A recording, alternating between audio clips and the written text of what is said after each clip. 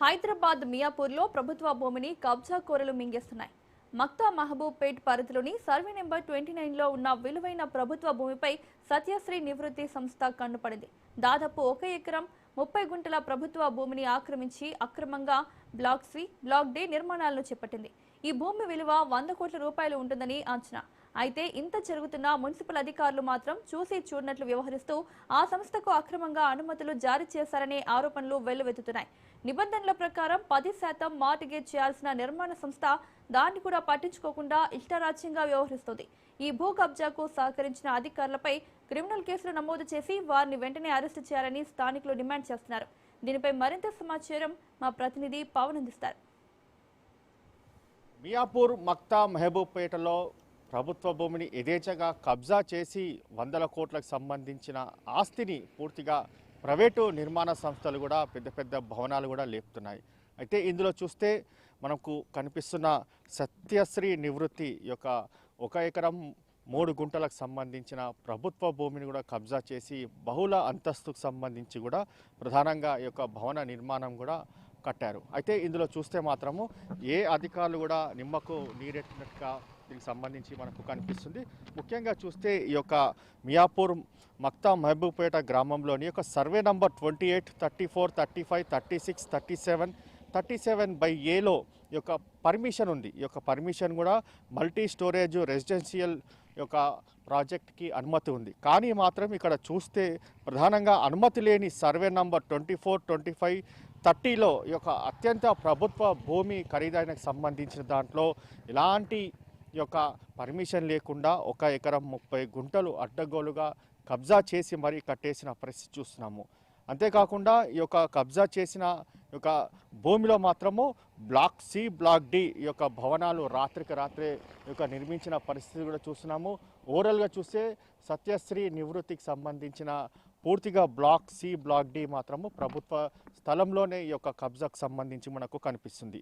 అయితే నిబంధనలకు ఉల్లంఘన సంబంధించి చూస్తే మాత్రము ప్రధానంగా ఆక్యుపేషన్ సర్టిఫికేటు దరఖాస్తుకి జిహెచ్ఎంసీలో పెట్టుకున్నప్పటికీ అప్పటికి సిసిపి యొక్క శ్రీనివాస్ యొక్క ఫైల్ని కూడా తిరస్కరించారు. దాని తర్వాత సైబరాబాద్ మున్సిపల్ కార్పొరేషన్ ఏర్పడ్డాక, ముఖ్యంగా చూస్తే సైబరాబాద్ మున్సిపల్ కార్పొరేషన్ ఏర్పడ్డాక ఇక్కడ టౌన్ ప్లానింగ్ అధికారులు 31/3/2026 సంవత్సరంలో ముడుపులు తీసుకొని ఈ యొక్క దీనికి సంబంధించి ఫైల్కి అనుమతి ఇచ్చినట్లుగా మనకు చాలా క్లియర్గా తెలుస్తుంది. ఒక భవనం నిర్మించే ముందు 10% స్థలాన్ని కూడా మున్సిపల్ కార్పొరేషన్ మార్టిగేజ్ కూడా చేయాలి. కానీ ఎక్కడ కూడా నిబంధనలకు సంబంధించి మాత్రము దీన్ని సంబంధించి ఎక్కడ కూడా నిర్మాణం చేపట్టడం లేదు. ముఖ్యంగా చూస్తే స్థానికులు కావచ్చు, ప్రజలు ఇలాంటి యొక్క అక్రమ నిర్మాణం పైన కూడా చర్యలు తీసుకోవాలి. ఎవరైతే ఈ యొక్క పర్మిషన్ ఇచ్చారో మున్సిపల్ కార్పొరేషన్కి సంబంధించిన అధికారులు ముడుపులు తీసుకొని ఈ యొక్క పర్మిషన్ ఇచ్చారంటున్నారు, వారిపైన క్రిమినల్ కేసులు కూడా బనాయించాలి. అంతేకాకుండా వారిని అరెస్ట్ చేయాలని చెప్పి కూడా స్థానికులు దీనిపైన పెద్ద ఎత్తున మండిపడుతున్న పరిస్థితి కూడా చూస్తున్నాము. మొత్తానికి చూస్తే సత్యశ్రీ నివృత్తికి సంబంధించి ప్రధానంగా ఈ యొక్క భవనం కూడా బ్లాక్ సి, బ్లాక్ డి మాత్రం ప్రభుత్వ భూమిలోనే ఈ యొక్క కబ్జాకు సంబంధించి చాలా క్లియర్గా కనిపిస్తున్న పరిస్థితి చూస్తున్నాము. ఇప్పటికైనా ఎవరైతే ఈ యొక్క అనుమతి ఇచ్చారో వారికి ఎలాంటి అనుమతులు ఏ సర్టిఫికేట్ల ఆధారంగా అనుమతి ఇచ్చారు, దానికి సంబంధించి కూడా ఈ యొక్క అధికారులు సంబంధించి వారంతా కూడా ప్రజలకు జవాబుదారీతనంగా ఉండాలి. కానీ ఇక్కడ మాత్రం ఎవరు కూడా జవాబుదారీతనం మాత్రం కనిపించడం లేదు. కేవలం రాత్రికి రాత్రి అనుమతులు ఇవ్వాలి, రాత్రికి రాత్రి ఇలాంటి యొక్క భవన నిర్మాణాలను కూడా చేపట్టాలి.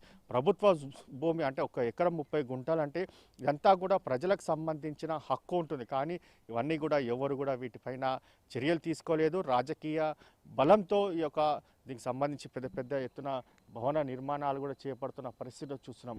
ప్రత్యేకంగా చూస్తే ఈ యొక్క సత్యశ్రీ నివృత్తి పైన చాలా రోజుల నుంచి కూడా ఇలాంటి ఒక అవినీతి ఆరోపణలు వస్తున్నా కానీ ఎవరు కూడా పట్టించుకోలేదు అనేది మాత్రం ప్రధానంగా తెలుస్తుంది. దీనికి సంబంధించి ఇప్పటికైనా చర్యలు తీసుకోవాలని చెప్పి కూడా ప్రధానంగా స్థానికులు కూడా కోరుతున్నారు. అంతేకాకుండా ఇలాంటి పెద్ద పెద్ద భవన నిర్మాణాలు నిర్మించాలంటే కూడా 10% మార్టిగేజ్కి సంబంధించి దానిపైన కూడా ఇక్కడ ఇవ్వలేదు. కాబట్టి దీనిపైన చర్యలు తీసుకోకపోతే మాత్రం రాబోయే రోజుల్లో ఇలాంటి ఒక అక్రమ నిర్మాణాలు ఇంకా చాలానే మనము చూడాల్సిన పరిస్థితి ఉంటుందని చెప్పి ప్రధానంగా తెలుస్తుంది. మొత్తానికి చూస్తే సత్యశ్రీ నివృత్తికి సంబంధించి మాత్రము ప్రధానంగా ఈ యొక్క భూమి యొక్క కబ్జాకు సంబంధించి ఒక్కొక్కటిగా మనకు వెలుగులోకి వస్తున్న పరిస్థితి కనిపిస్తుంది. దీనికి సంబంధించి ఇప్పటికైనా అధికారులు చర్యలు తీసుకోవాలని చెప్పి కూడా ప్రధానంగా ఇక్కడ స్థానికులు కూడా కోరుతున్న పరిస్థితి కూడా కనిపిస్తుంది. Over to studio.